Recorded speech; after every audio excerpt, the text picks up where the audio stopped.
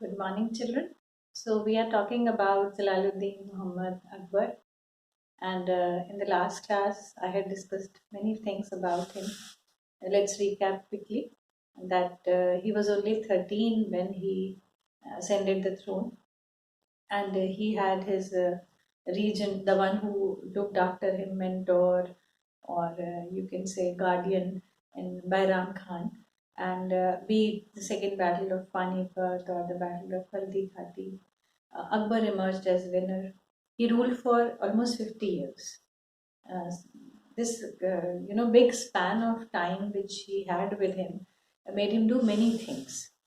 Last time I had shared a video with you in which whatever Akbar did, a brief history was there in that. And that video also told you, if you have watched it closely, that Akbar was illiterate. But this is very great thing, children, which all of us need to learn from such people in history.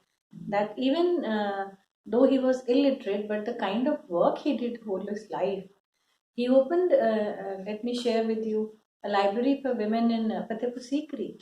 He did realize the importance of education, and in his time period, the maximum amount of work, literary work, I would say, which has happened in his time period, translations. Most of the Sanskrit texts which were available, including Ramayana, Mahabharata, and the sacred Bhagavad Gita, they were translated in Persian, and so that all could have access to it. So he is one of the biggest example, and the kind of policies he had with for all his subjects, he treated them, at par. He never differentiated between his subjects on the basis of religion.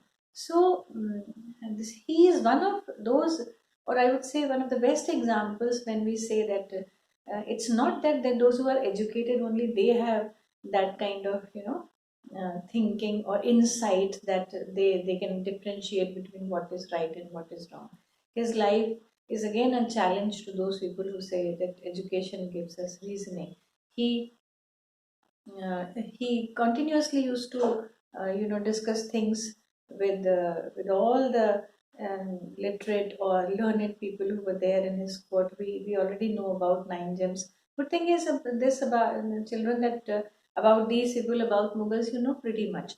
Like one very important fact, that they came from outside. We know Babur came from Samarkand, Fargana, Afghanistan, but they never ruled over India as foreign. Kind of they Indianized themselves in the later period. So by the time Akbar died in 1605, his empire was so big that you have a map in your book. You can look at it and understand. That's why, like in last class, I gave you this comparison between Ashok and Akbar.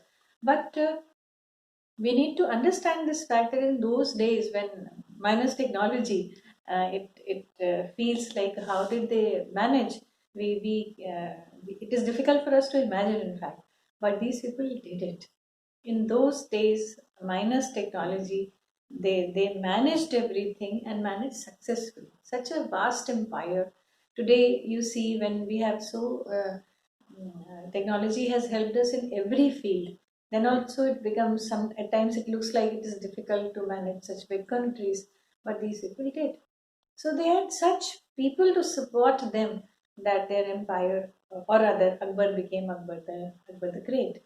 Thankfully, you have seen a movie Jodha Akbar. You have seen, though it was made for a different angle, but it side by side it gave you so many insights about Akbar.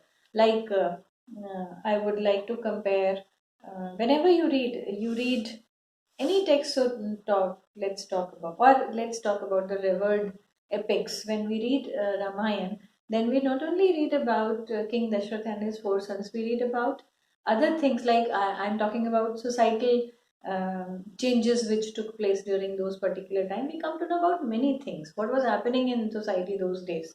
So similarly, when you saw this movie Jodha Akbar, or there was a TV serial also, then you came to know about many other things, that Akbar was a religiously tolerant person. uh, he was a good human being, so to speak, if we talk about his personality. And this changed everything. So when somebody, he was Akbar the Great, it's okay, but basically he was a good human being, which made him Akbar the Great. So let's talk about his Rajput policy in the next video.